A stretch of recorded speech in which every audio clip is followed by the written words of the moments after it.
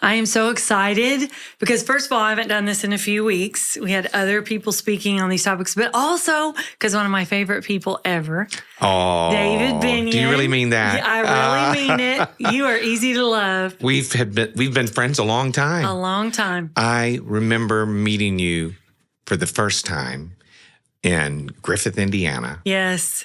We were there with an ensemble singing at your church. Yes. But it was like instant conversation after church. And I was like, who is this person? And PKs just have that rapport anyway, I think. But then we've been friends. We have. For decades. Before you were married, even when you had your Jesus hair, way back when. But it is an honor to sit at the table with you. Oh, love you guys so much. And so you and Nicole led worship this morning at Covenant, which you do once a month or so, in addition to pastoring your own church. Yes. You got a lot on the ball. And traveling and leading conferences. You got Dwell Conference coming up. Dwell Conference is coming up the 19th, 20th, and 21st of June. So. That's awesome. How do people register for that? How do they find out more information? She's asking the person that's not good with details. It's dwell.church/conference, and you can go on and register. It's going to be, we have William McDowell and CeCe Winan and Bob Sorge speaking, our night speakers. So. My favorite. Oh, my goodness. So. Yeah. You have good friends. Because you can tell when people just have conferences and they just bring big name people, but these are people you have a relationship with that they sang on your project or involved. Bob Sorge spoken at a lot of conferences we've shared over the years. Mm-hmm. One of my all-time favorite. If people don't know him, he whispers. It's difficult for him to use his vocal cords. He's able to whisper with an effect on a microphone that gives it a little bass resonance, but it's excruciatingly painful for him to speak that 1 hour a day that the rest of it, he carries a pad of paper. Yeah. It's so odd because he's an extrovert. Oh my goodness. And he wants to be a part. I remember that eating at a restaurant, he wants to be a part of the conversation. Mm-hmm. Yeah. But there's a meekness, a power under control with him that is just life-changing.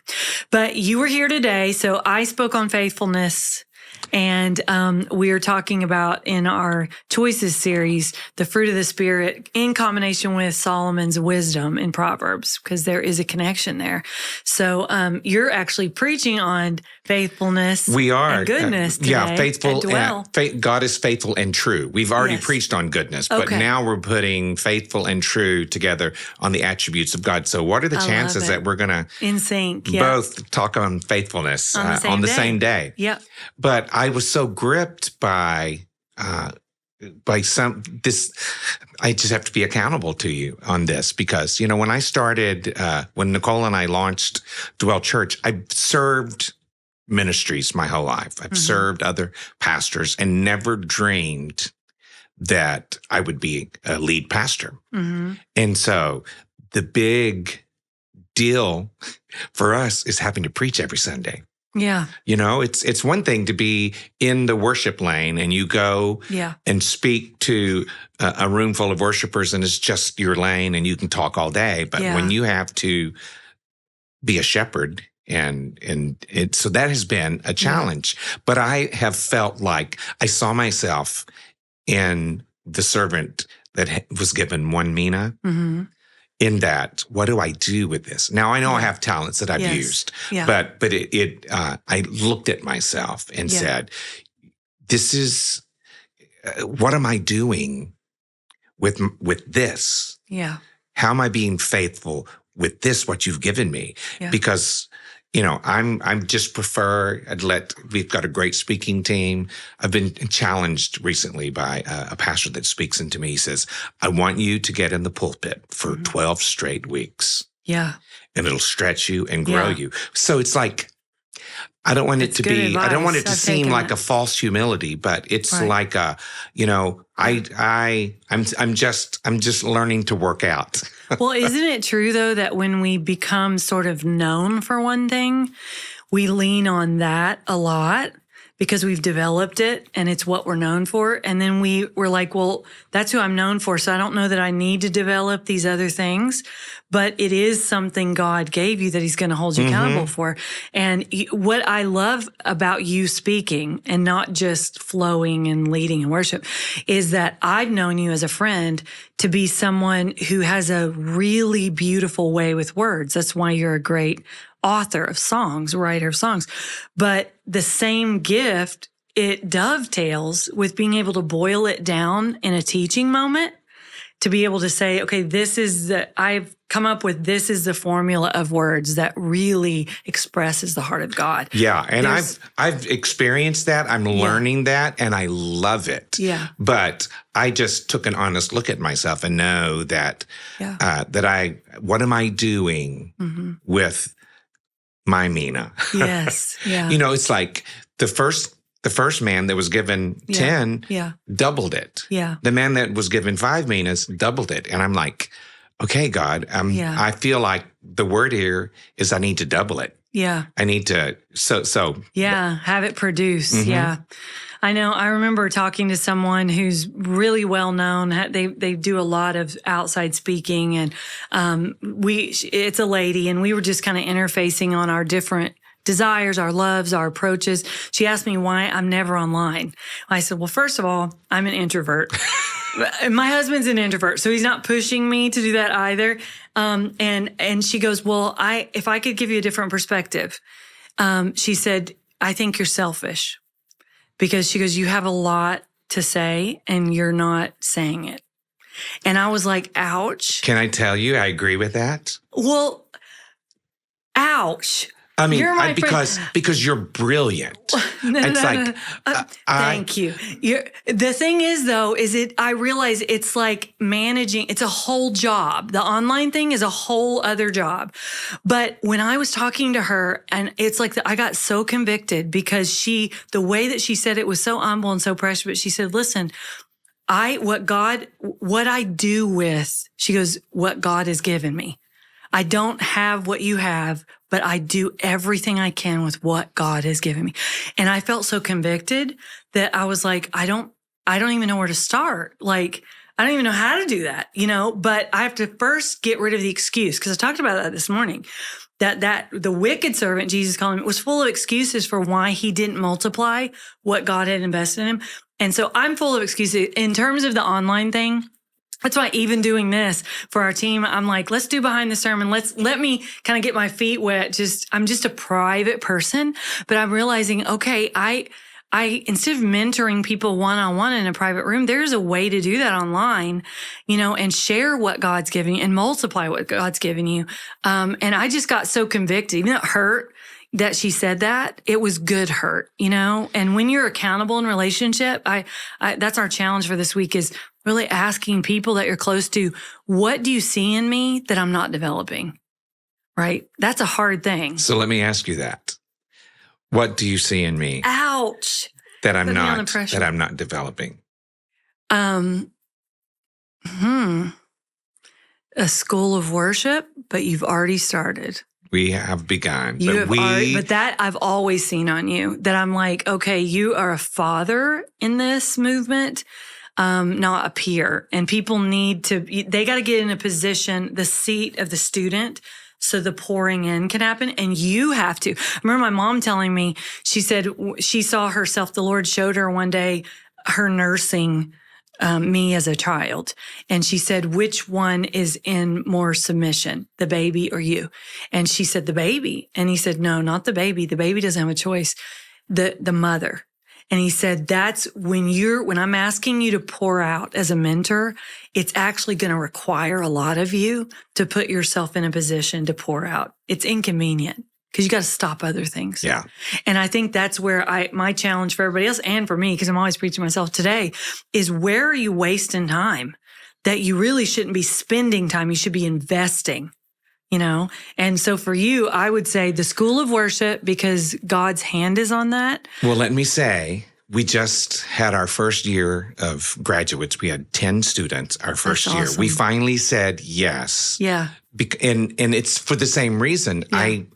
I don't know that I felt qualified I don't know if people are going to want to come and pay tuition and be a part.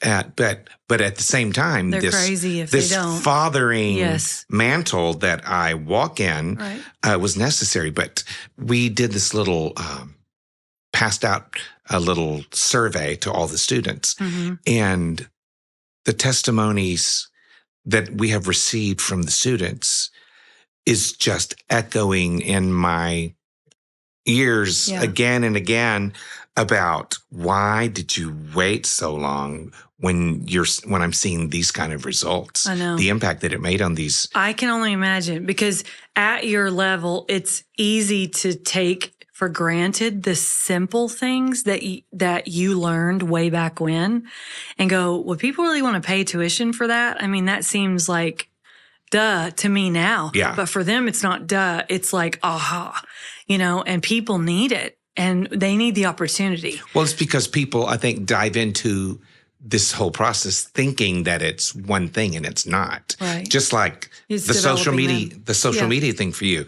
I watch people on social media sometimes and I just want to, I can't say throw up, right? Because it is so evident that people are, I say they have the spirit of Babel in that they want to make a name for themselves. Yeah. They want to create a platform and it becomes narcissistic. Yeah. Instead of impartation. Yeah. And so it's okay to be seen when God will exalt you. Those that humble themselves, maybe just because they're introverted, but God always takes the humble heart and exalts and creates. And then everybody else wants to copy your success. And your success is not because you did anything except step up. Well, honestly, I just get sick of hearing the sound of my own voice. It's like I like listening to other opinions, and I'm like, do I really need to be doing that much talking? I think that's part of it. But that's why it also it's an opportunity. That's not humility for me to say. It sounds like it to say I don't need to be doing that. I don't really need to be doing anything else. I don't really like the sound of my voice. Whatever that could sound like humility, it's really not. Humility is agreeing with God about what He says. And so I would ask the same question from you. What am I not doing that I should be faithful with? I am so proud of you for stepping into this role. Oh.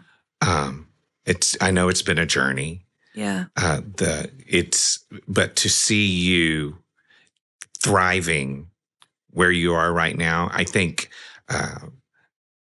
I reflect back to that first time, how easy it is to talk to you.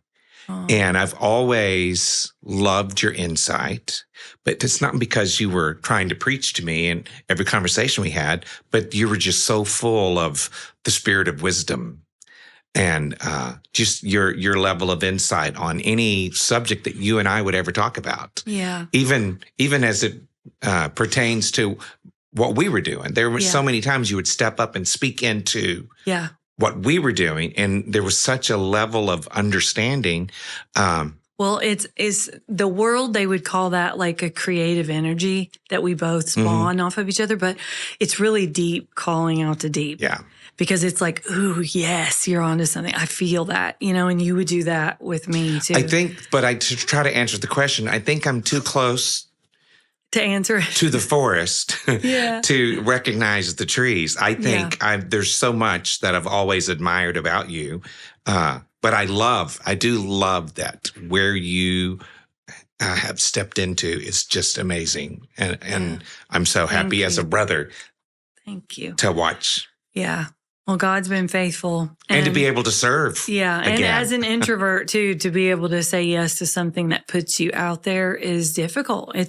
I know there are the world is full of more introverts than extroverts. And it's hard to say yes. I think it's easier for people who like the limelight, cause it's all fun and games. But when you don't and you shy away from that, it takes a lot of obedience to say yes to and vulnerability. Yeah.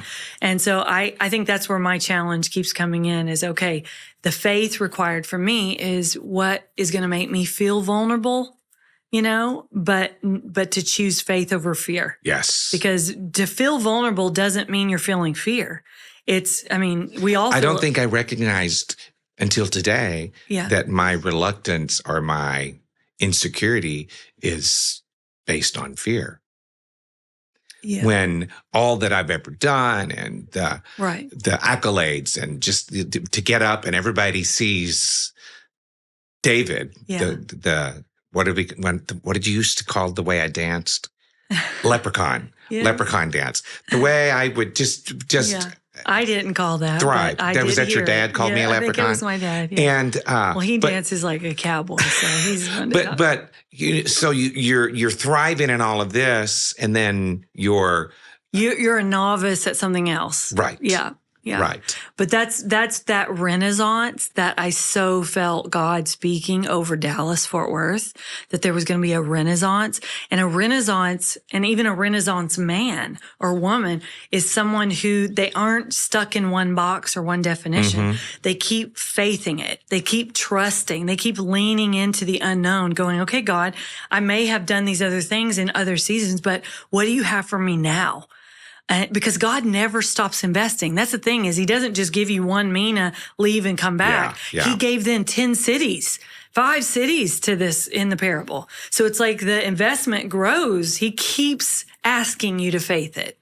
And so I think our challenge is, okay, God, even if I feel vulnerable, I'm not going to choose fear and ego as the center of these motivations. I'm going to choose faith. Well, the man that doubled his investment that was given 10 now walks into the kingdom life with 20 minas with an expectation from God to double it again. Yeah. We don't, this is an ever increasing kingdom. Right. So the responsibility to be accountable never ends. And some people don't like that. That's just, it really honestly is a sign of immaturity, though, because I remember as a young girl, I kept bringing home report cards that didn't have A's. And one time, I was negotiating all the time with my dad. And so he acted disappointed again because it was B's and C's. And I said, Dad, I have never been a straight A student. I don't understand how many report cards you're going to have to see until you realize I'm not a straight A student. And you're not disappointed. This is who I am. He said, no, I'm disappointed because I know what's in you. I know what you're capable of. I'm not disappointed because you once made A's and you don't. I'm disappointed because I know what you are capable of. And that's the same with God. Is like we want him to say, don't expect anything of me. I don't really have anything to give you. And that's the way that servant looked at. And God's like, wait, I did invest in you. And you haven't seen it. So why haven't you seen what I've given you as something worthy of investing? Yeah. And that's where the worship lifestyle takes us back to gratitude. God, show me. If I don't see it, maybe it's just become furniture in my life. I want to see it with fresh eyes. And that's how relationships help look at your life through my eyes and my life through your eyes to go, what would you do with my life if you had my opportunities? That's why we need one another. Because that's where accountability. So this is the deal. This is what I want to ask. Okay. Whether we're doing a podcast or whether you just pick up a phone and call, to always feel free to say, David, this is what I think you could step up and do better. I'm always going to have an open heart. And if there's ever anything that you can speak into that you see, because I want to be better. I want to be a good steward. Too. I want to increase what God has given me to work with. Yes, because you're a faithful servant. Mm-hmm. But same for me. My heart's open to you, my life, and you know that. But it's worthy of saying again too.